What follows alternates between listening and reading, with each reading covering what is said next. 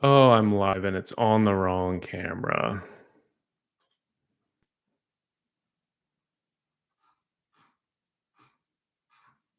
It's on the wrong camera, guys. Give me a second. I'm gonna figure it out. I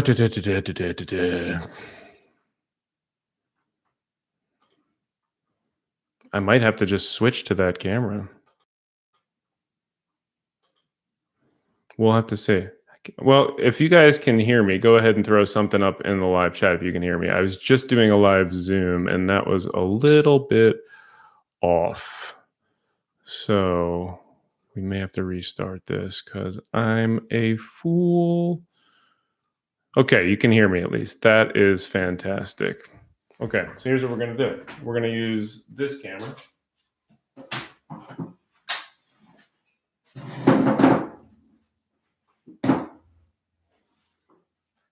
Is that going to even work? No, that's not going to work. It's terrible. It's terrible, you guys. Okay. This is what you get for being... All right, I should just restart, huh? I should just restart. Is everybody going to be able to come back? I can't figure this out. Okay. Hang on.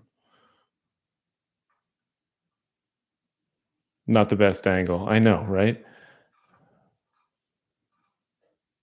And now it's also like so far away from my microphone. Okay.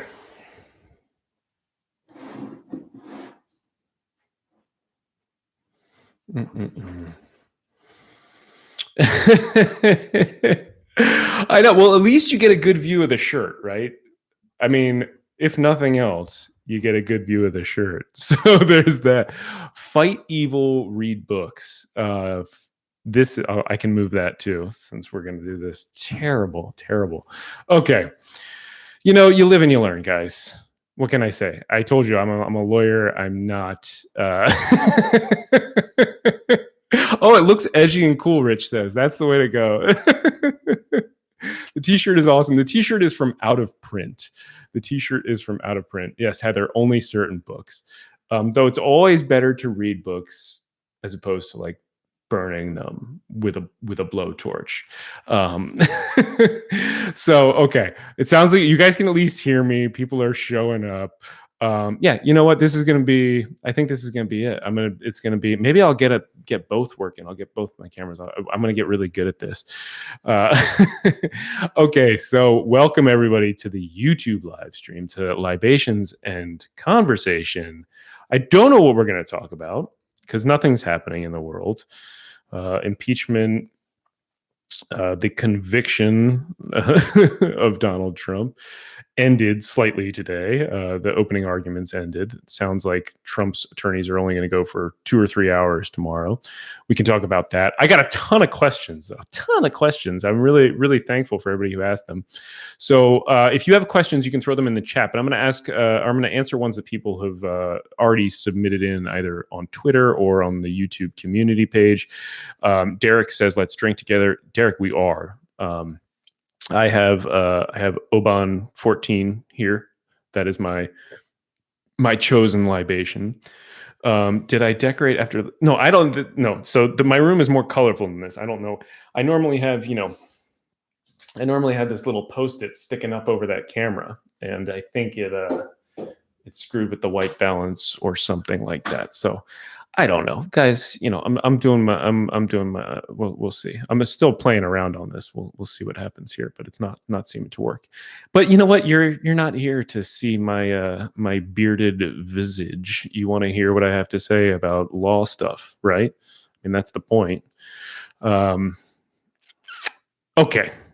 pink lemonade, nice, love it. Okay, so. For those of you who don't know, too, I was a little late, and the reason that I'm all screwed up on this is that I was doing a Zoom chat, a virtual Zoom chat, where I actually got to be face to face with some of my closest supporters and friends. These are people who support me monthly on the Buy Me a Coffee page. I so deeply appreciate that support. And we get to do a face-to-face thing. I think there was not even quite 20 of us that showed up. So it was really nice and fun and intimate. And I wanted to stay there and had this scheduled. So I had to jump off, and I came over and I hit go live without paying attention to any of the settings, like a veteran YouTuber, I guess. That's what I that's what I am. So anyway, welcome. Thank you everybody for coming out. It's currently -4 degrees here in Wisconsin. There's 2 feet of snow on the ground. I just finished up that call that I loved so much. It was so much fun. But I love this too. It's really, it's a little more fun because I got to see people's faces over there. And right now I'm just seeing a bunch of names here. I mean, Jason's drinking tequila though. Well done, Jason. Okay. I should go on Sam Harris's podcast, John says. I mean, I'd like to go on a lot of people's podcasts. I'd love to go on Sam Harris's podcast. I don't have a say over who hosts me. I mean, Bill Maher's, new rules was basically like pirated off of my book talk. Not really. Like, I'm sure Bill Maher writes his own material, though I was emailing with a few HBO producers this week, suspiciously. Anyway, I'm also having a little bit of deja vu here too, because I was just recording with Seth Andrews earlier today. So lots of stuff going on here. I'm still, and I apologize again, I'm still getting used to this. So, what's happening? Chaplains. This was really interesting to me today, because everybody is finally watching the impeachment trial. And Jesse, it is your fault that I'm late. Because everybody is watching the impeachment trial, so many people saw for the first time ever the fact that we have a chaplain in the Senate who prays every day. And Chaplain Black said a prayer that was pretty typical, like actually kind of in terms of the prayers that are being said at the Senate, reasonably mild. I mean, not good, and certainly not a prayer that I think should be being said, but in terms of the prayers that have been there, not so bad. Typical, just a typical prayer. And so many people were upset about it, right? I mean, rightfully so. I'm all for it. And I was answering a ton of questions and finally gave up, and I did a long thread on Twitter. I don't think people realize that those chaplains are paid. They are funded by your tax dollars. We paid, so the numbers for this are from, I wrote a article about this in 2016, and I've got to update the numbers, but in 2016 we were paying $800,000 a year, so basically $1 million a year for congressional chaplains to deliver prayers. There's a House chaplain, there's a Senate chaplain. They each have 2 to 3 staffers. I don't know what the numbers are right now. It was 2 and 3 at the time that I wrote the article, and they all get a salary. So $800,000, and that's just in the salaries. I mean, who knows what else they might spend on travel and things like that. They have one job. You can't see that under the Senate and the House rules, and that job is to pray before the opening, or right at the opening of the day's legislative session. So, I mean, there's only, 140, 180, maybe 200 on those a year. And the chaplains fob off that duty about 40% of the time. So, you have these people who the Senate makes 160, House makes 172,000 a year. Okay. Yep. You are paying for federal prayers, $800,000 a year. So I did a long thread about that because people didn't realize it. And of course the chaplains do other things, but their only job is to pray. And it's not like they do anything that couldn't be done for free, right? Like there's a major church, the headquarters of most churches in some cases, on every street corner in DC. It's not hard to find a house of worship. I just did this really fun Zoom call with some of my closest supporters. You can do that as a member of Congress with your own personal priest or rabbi or imam back home. It's not hard. It's not hard to do. We don't live in a world anymore where you have to travel 2 days to get to Washington, D.C. by horse and cart. And then when you're there, it's just a swamp, despite the rhetoric, right? Like, it's pretty easy to worship as you want. So if we got rid of the chaplains, nothing would happen at all. members who want to pray would still be able to pray. Oh, and the the prayers are nobody goes to them. It's a ghost town. If you actually ever get a view of the house during the House chaplain's prayer, nobody's there. I asked U.S. Representative Mark Pocan about this on Free Thought Matters, and he explained it. Yeah, nobody's there. And that is your taxpayer dollars that is paying for that. So anyway, Kurt asks if I've heard of D. James Kennedy. Of course, I've heard of D. James Kennedy, terrible Christian nationalist. If you're deconstructing Kurt, I'm sorry, that's very, very difficult. You probably have been lied to a lot about American history and our government as well. Definitely find me. I'd be happy to chat more. Shoot me a thing on Twitter or Instagram, something like that. I'm happy to chat more. So I also got a bunch of impeachment questions from everybody, both here on the call. Kristen Howarth asked some. There was a bunch on Twitter, both a couple days, over both days, and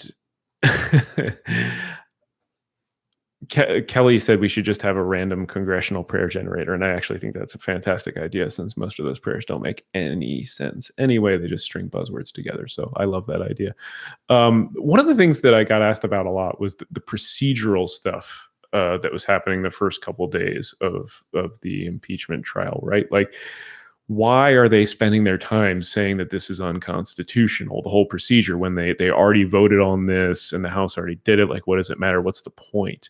And I think it's worth exploring a little bit, right? Because it makes sense to argue the Constitution always, but less so from a legal standpoint here, and more so from a political standpoint, right? The goal of this argument is... the goal of the argument is to create a permission structure for the senators to vote against Trump. Excuse the opposite. The goal is to create a permission structure for the senators who want to let Trump get away with this, to not have to vote against him. What they can say is, look, I am not even going to cast a vote based on what Trump did being right or wrong. It doesn't matter whether it was right or wrong, because what we are doing is unconstitutional. We don't have the power to impeach Trump. So instead of saying, no, he can't do this, he couldn't do that, it's saying we don't have the power. So it fits this. It's kind of like, I'm looking at the wrong camera all the time, guys. It fits the narrative, right? Instead of Trump is the victim of this overreaching government, instead of a president who incited a mob to attack that very same government. So that's kind of that first part. It's the procedural argument is meant to create this permission structure. The First Amendment stuff, I got a bunch of questions on this until Jamie Raskin started explaining it, and then everybody kind of stopped asking me questions, which I think is great, because it shows that Jamie Raskin did a phenomenal job. I've met Jamie Raskin several times and had meetings with him in his office. He is just absolutely amazing. Just so impressed. One thing to keep in mind is impeachment is a political process. It's why it's happening in Congress and not happening in the courts. The courts have actually said that impeachment is a political question. I mean, go back and watch Jamie Raskin's fire chief analogy if you're unclear on why Trump doesn't have a First Amendment right to say this. And remember too that Trump took an oath, right? This isn't just you or I or some random person on the street corner calling for this. This was the president of the United States. He swore an oath, and he's violating that oath, and that's why he's being impeached. I had a bunch of questions. Partly because I was dragging him very heavily about Castor, Trump's first attorney, who was up to speak after the House managers showed their first video. Everybody was saying, what was up with Castor? He was the guy who seemed to be lost, just kind of wandering around spouting nonsense. He did that thing that I absolutely loathe. This is one of my least favorite things of all time. He did the faux, folksy lawyer, right? Like I'm just a lawyer who's got a mustard stain on his tie, and I don't know about the big words in the big city. It's such a trope. It's so tiresome. I hate it. It's also not true. Um, but I do think the this was deliberate. I think what he was doing was intentional. I know it's hard to believe that he seems like he was wandering around lost on purpose, but I think that was the point. When you Jamie Raskin and the video was just so effective, devastatingly effective. Please go watch the video. If you haven't seen it, please go watch that very first video that they showed. You owe it to yourself to watch it. Share it with your family. Really, you need, and share it widely. The video landed. The impact, I think, was massive. It was too much to undo. I mean, basically, Castor had to wait for this wave of emotion to recede. He couldn't do much about it. The one thing he might have been able to do was confuse people, to get people to ask, what is happening right now? WTF? And that's essentially what he did. And I mean, so we made fun of him, and rightly so, on the off chance that he was being strategic there. It's certainly possible. If you Google inept lawyer, Castor comes up. Jesse says that's fantastic. I mean, again, I could be giving him way too much credit here, so that I certainly could be. Yes. So I mean, this kind of my initial thoughts on the impeachment. I'm happy to answer more about that. I did promise Phil B to answer his question. I thought it was a really interesting question. I'd love to hear people's thoughts about this in the chat. Phil B said, you know how the Republican Party is obsessed with tax cuts, especially for the rich, and they claim that taxation is theft. I was wondering if that has any connection with a Christian nationalist agenda or ethos, or does it come from somewhere else? And this was really interesting question to me. I definitely think there's a link. And I was actually just talking with my friend Catherine Stewart about this a couple weeks ago, just the other day. I think she might be planning to write something about it. There's an overriding belief in Christianity that you get what you deserve, in Christian nationalism, excuse me. Also that poverty is not so bad. But I think at a more basic level, and not just limiting this to Christian nationalism now, they see government as competition for churches.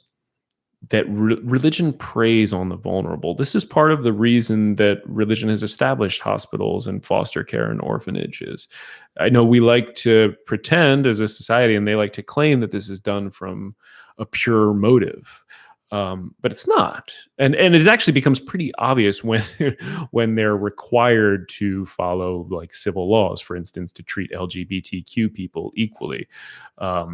There have been a number of instances where Catholic groups have actually shut down like foster care and adoption services rather than place children in loving homes. So to me, the motives are at least a tad suspect. It's as much about spreading the religion and proselytizing to the vulnerable as it is about helping, I think. And again, you can see this in the Catholic hospitals. If you want to not sleep tonight, go read the Catholic hospitals health directives that were put together by the Conference of Bishops. Bunch of old male virgins telling doctors how to administer healthcare and medicine. It's ridiculous, and especially when it's on reproductive health.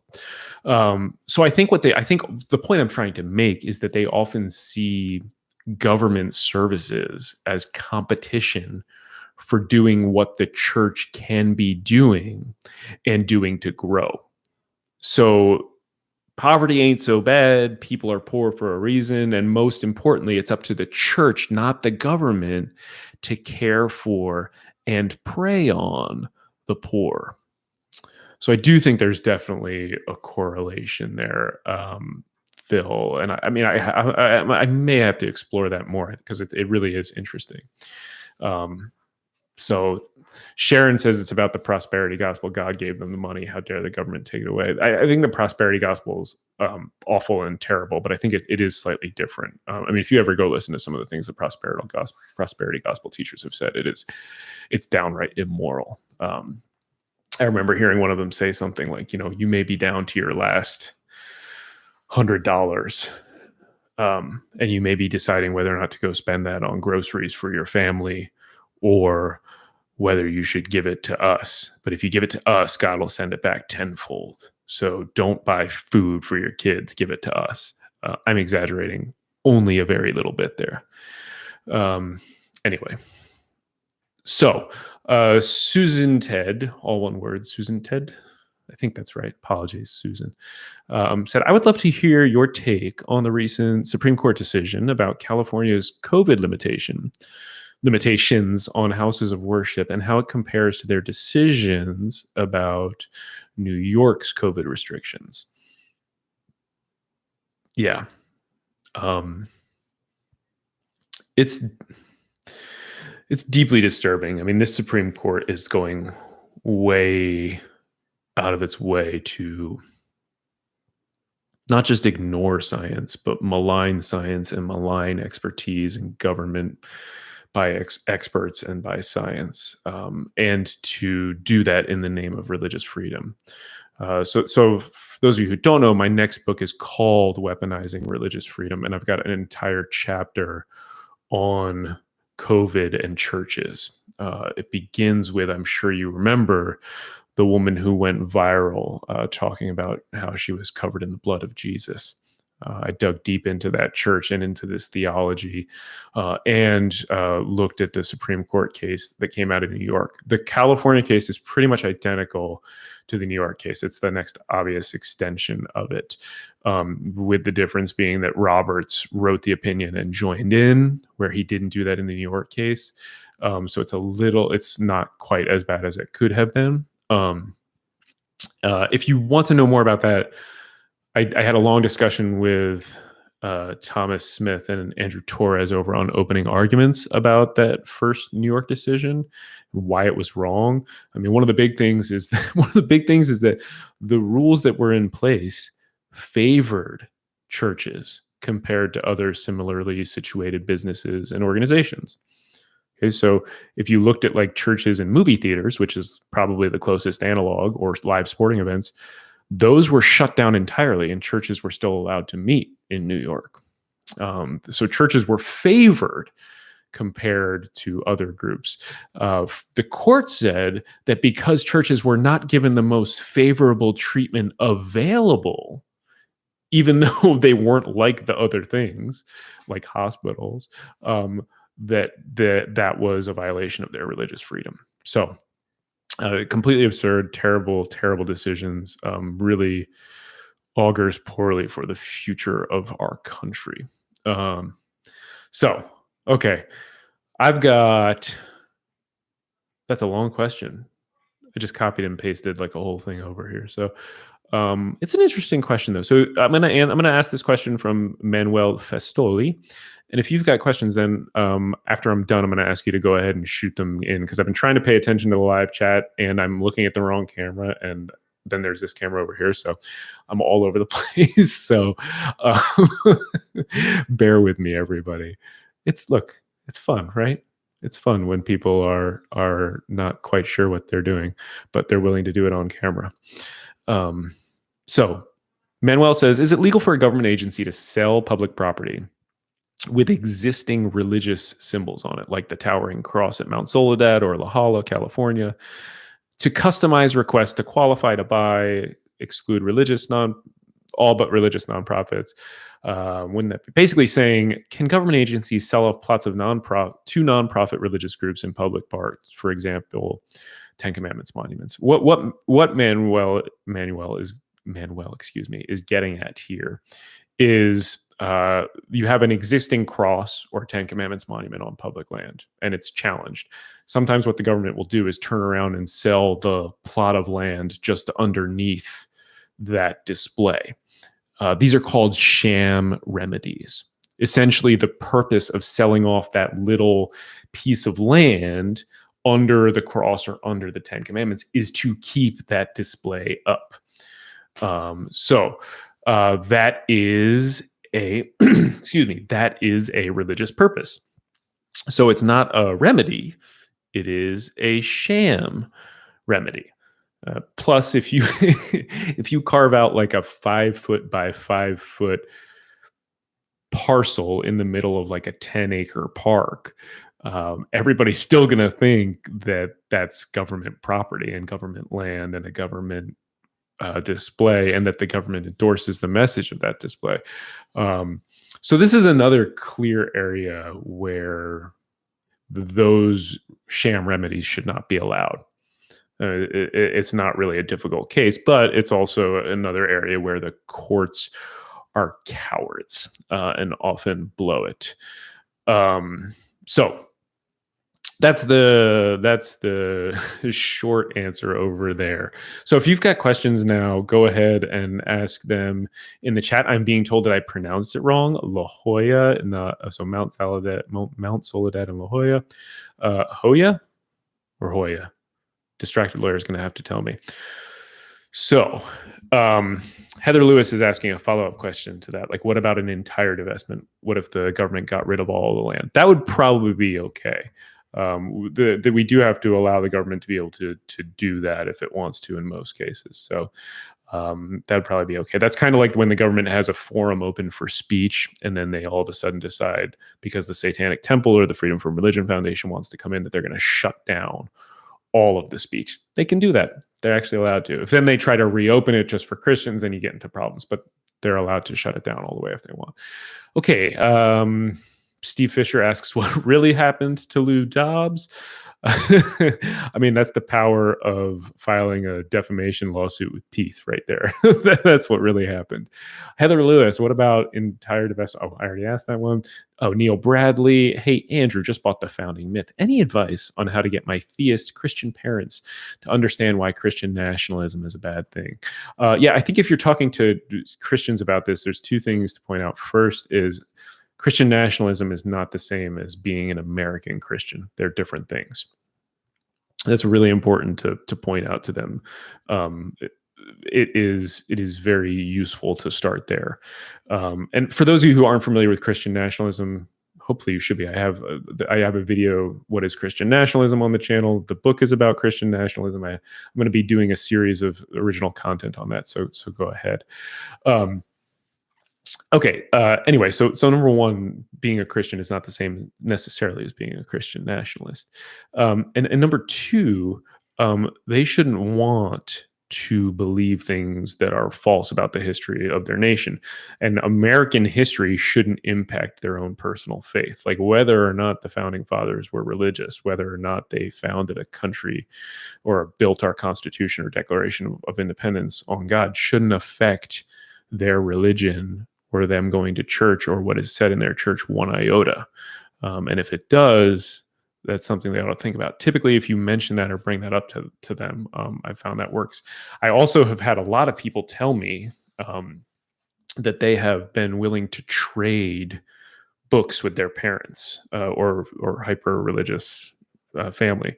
So they'll give them a copy of the Founding Myth to read, and then they will read something in return, like Bill O'Reilly's Killing Jesus, or one of these others, just like Lee Strobel's The Case for Christ, something like that. I don't recommend doing that because I'm not a cruel bastard, but if you want to try it, you should go ahead.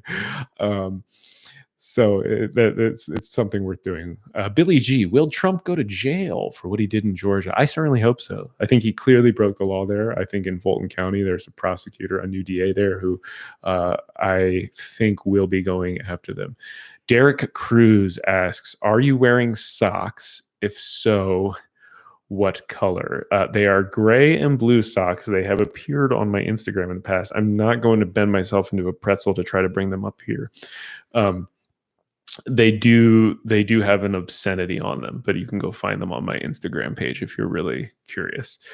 So anyway, let's see. I sent my retired fundamentalist Baptist preacher dad your book. No idea if he's read past the first couple of chapters, though. Yeah, it is maybe worth trying to trade them. And I mean, my book might not be the first thing that people can handle reading. It is meant to be an assault on the Christian nationalist identity. I mean, the good news is that there's probably only about 20% of the country is like deep, fervent Christian nationalists. The bad news is that another 32% or so are accommodators of it. So it's going to be those people are the ones who are going to need to be convincing to help us relegate that 20% back to the fringes. Dave Lagerstedt asks, have you read this on Politico? Impeach an ex-president. The founders were clear. That's how they wanted it. Seems clear the Republicans only like originalism when it is convenient. Originalism is bullshit. It is it is not a real legal philosophy. It is judicial activism wrapped in moral superiority that it does not deserve. I wrote, if you're curious about what originalism is, I'm not going to dive too deep into it. Maybe I'll do a video on it, actually. You can go check out, I wrote a blog called, I don't remember exactly what it's called. It was for Free Thought Now, and it's something about Kavanaugh originalism. That'll get you there with my name. That'll get you there. It explains it. Go for it. It is a terrible, terrible thing. I've been hearing a lot, Sierra Byrne says. People suggest that if the ballot was secret, Trump would be convicted. Is there a rule or something that doesn't allow those? I'm not sure. I mean, that would be diving into the Senate rules, and then they also pass special rules for the impeachment. I can also see there is a general principle that we want our government to be transparent. And especially when it comes to voting, you want to know how your elected officials vote so that you can hold them accountable outside of things like impeachment. So I can see a really good argument for not holding people or not having secret votes so that we can hold people accountable. So, but I'd have to dig more on that. Let's see, will Trumps be going to jail? Will any more Trumps be going to jail? I certainly hope there will be some Trumps going to jail. They deserve to go to jail. We shall see. Okay. Good question, Kurt. Kurt Q. Quarqueso? Sorry, Kurt. Quarqueso, maybe? Do I have any personal account in which I was able to bring a Christian nationalist to have a change of heart and mind? What brought them around? Yes. So the founding myth is, 10 years of experience of me having these kinds of arguments with people. And I put the arguments that I found to be most effective, that changed people's minds the most, into the book in a simpler, easy to use form for people to understand, and then take out and use in the world to go spread the good word, as we might say. So those are the things that I have found to be effective. And I mean, I guess I get regular emails from people. Maybe I should start asking them if they wouldn't mind if I publish them, or maybe redact the names or something like that, about people who have read it and who didn't realize it. I was actually on a call. I don't think I have permission to say with some state legislators, and I was talking with them about the founding myth and about Christian nationalism and about America's founding principles versus, the principles of Christian nationalism. And even some who agreed with me going in were shocked by a lot of the things that they learned from the presentation and were eager to get a copy of the book. So it absolutely does work. Anyway, Jason Luss asks, wouldn't reading the book Evil for Dummies contradict your t-shirt? Well, it depends on if you're trying to understand the problem of evil or not, Jason. If you're going to be like kind of pedantic about it, you got to really go all out, man. Come on, Jason. We'd still have slaves, and white men, landowners, would be the only voters. Yes. If tradition were the rule, you could certainly see that. Scalia was the worst. Agreed.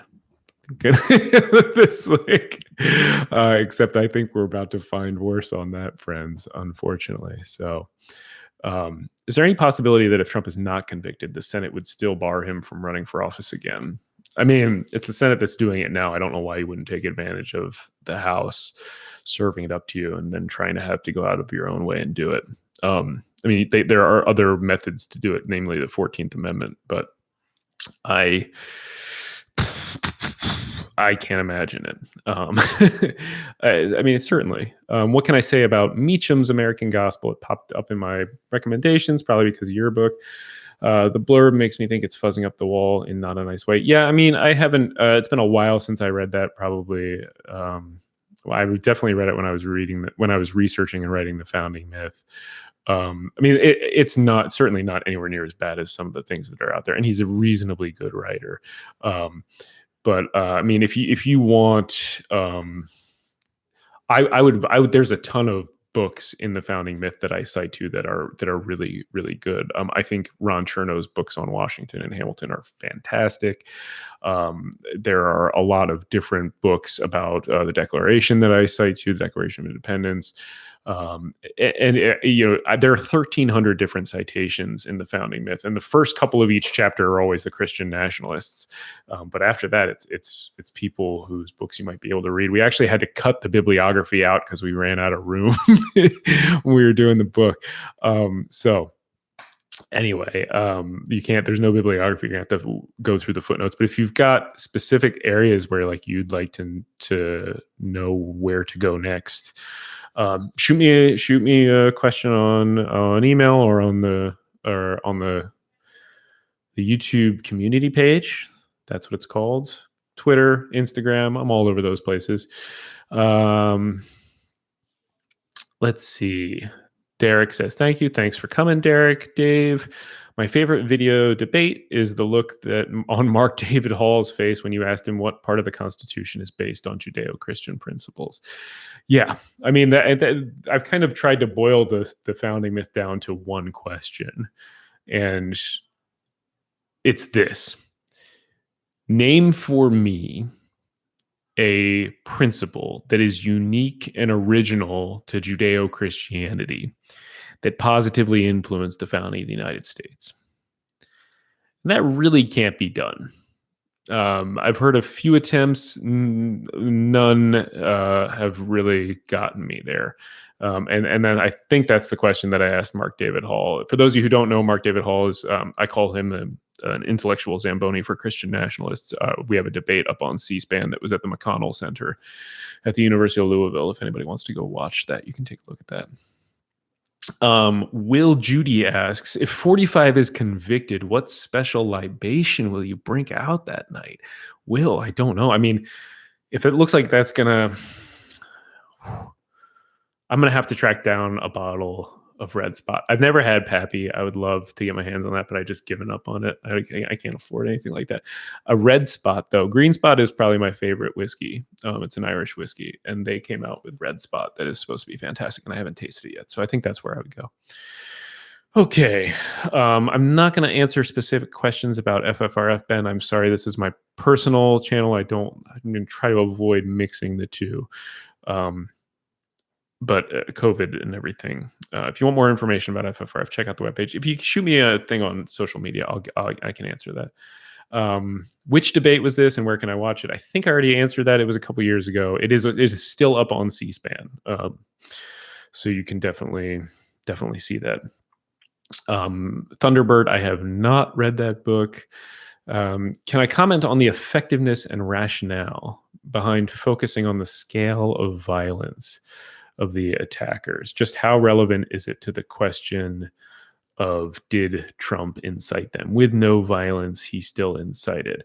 I mean, I think the violence certainly is compelling, right? And I mean, to me, like the call to Georgia alone was an impeachable offense, but that's not what's listed in the articles of impeachment. To me, standing in the Oval Office, watching the television gleefully as the Capitol is assaulted and doing nothing as the commander in chief, that is an impeachable offense. Like whether or not he incited them, the fact that he did nothing, first of all, shows that he incited them, right? Like he very clearly wanted them to go do this. That's why he wasn't doing anything about it. But even if he hadn't intended to incite them and had just been sitting around the Oval Office watching this happy, that alone is an impeachable offense when the commander-in-chief swore an oath to protect and defend the Constitution and our government. So anyway, Doug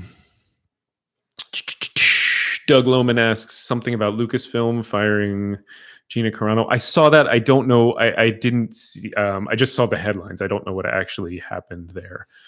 So I don't want to wade into that, Doug. I just don't know. I'm not expressing opinion because I don't know what happened, and it's okay to say I don't know. What's the best roast of the 1776 project that I've read? I mean, the 1776 project was just terrible. Most people didn't spill a lot of ink on it. It was also rescinded almost immediately. I'd have to go back. I mean, I did write a part of a statement for FFRF on that. You could go check some of that out. Have I read The Power Worshippers? Sharon asks. I can't get through it because I get too angry. Yes. So Sharon, for those of you who don't know, where's my copy? Is it back there? No. Okay. I don't know where my copy is. And I'm also tethered like 18 different ways. You guys have me like on a rack here right now. Anyway, The Power Worshippers by Catherine Stewart is fantastic.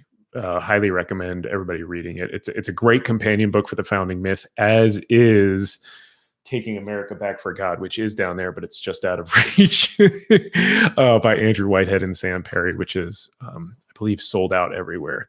They've gotten a lot of media coverage after the January 6th attack. And you can hear I'm starting to lose my voice, guys. This is fantastic. Mm-hmm. Rich, if you have the link for the C-SPAN debate, go ahead and post it. Please do that. So Kristen asks about the book that I'm writing, Weaponizing Religious Freedom. Do I have the book chapters all planned out, or do I just write and organize it all later? It's a little bit of both. I have a broad outline in my head where I know where I want to go. I know all the cases that I want to do, and I have a broad structure, and I know what I'm going to write about kind of in various chapters. But there's a lot of restructuring and reshaping as I go along. I try not to stay too rigid during the first sort of half of my writing. I try to allow myself to more flow and just kind of write. And then as I get farther and farther on in the writing process, I get more and more restrictive and adhere more to outlines. One of the things I like to do, though it's a waste of paper, I have to do it, is I print out a chapter and I outline it, or on the side of each chapter, I write the point, or out each paragraph, I write the point of that paragraph in the margin. And then I make sure that all the points flow one after the other nicely, so that you're not being like, yanked here and there the way I am right now with all this stuff. So that it actually makes sense and flows nicely. So let's see. I've read the Air Force Academy in Colorado Springs is a big source of Christian nationalism. True, deeply problematic. I lived in Colorado for a while. Lived in Pueblo, Colorado, which is just south of Colorado Springs. Got married in Colorado Springs. It is it's a problematic place. Catherine Stewart's book, yes, Randy. Matt Dillahunty made me a fan of and introduced Andrew to me. Matt is he's a great supporter of my work, and I really appreciate his support. So thanks. Chapter 2. Okay, Will, I almost read that. Anyway, it's 8:15, folks, and it's been a long day, and you can hear I'm losing my voice and I'm running out of beverage here. So this has been a lot of fun, despite the fact that I'm an idiot and don't know how to work this thing. Distracted Blair, I have been a guest on the Atheist Experience, and actually we're trying to get me back on. It's just been a scheduling problem. Matt and I keep talking about it. I think it's scheduled for early April right now. So that was the closest we could get because, life. first of all, please be sure to check out the other parts of this channel. I'm trying to build it up. I've got some original content going. I've got a playlist on Christian nationalism. We've had a lot of questions about that tonight. If you want to learn more, start over there. I've got a playlist that I'm still working on of all the appearances I've made over like a decade of doing this. I think there's like maybe 100 on there right now. If you see any that you know of that aren't on there, let me know. There's also a playlist of my appearances on not friendly media, like conservative and religious apologist programs. So definitely go check that one out. That to me is the most fun. There's a Bill Cunningham. I think that's his name. Something Cunningham. I think it's Bill Cunningham. Radio program interview on there that's really worth listening to until the end. And it actually ties back in with the COVID chapter that I was just telling you about. And, so it's got the playlist has all the appearances from the Bill O'Reilly to Matt Dillahunty's, then the special playlist for the just headbutting ones. So, check out the videos. Please like, please share, please subscribe. If you really want to help me out, please consider buying me a coffee on Buy Me a Coffee. And if you do that monthly, you get to come hang out at the virtual Zoom that's face-to-face on this camera, not this camera, which is a little more fun. But until then, I will see you next time for the next Libations and Conversation. And, until then, remember that life is too good to waste on bad ideas. Thanks, everybody.